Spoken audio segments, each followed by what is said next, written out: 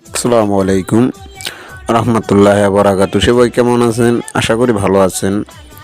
আমার মহিপুর ও আলিপুর হাজিপুর এর ভাইরা আপনারা কেমন আছেন? এখানে মা বাবা গ্যারেজ মহিপুর থানা রোড ইউনিয়ন পরিষদের সামনে গাড়ি রং করা হয়। পুরান গাড়ি আবার মেরামত করে ভালো করা হয়।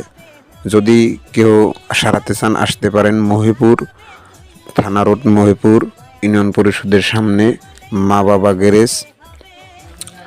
এই গ্যারেজে দেখেন একটা ভালো সুন্দর একটা গাড়ি।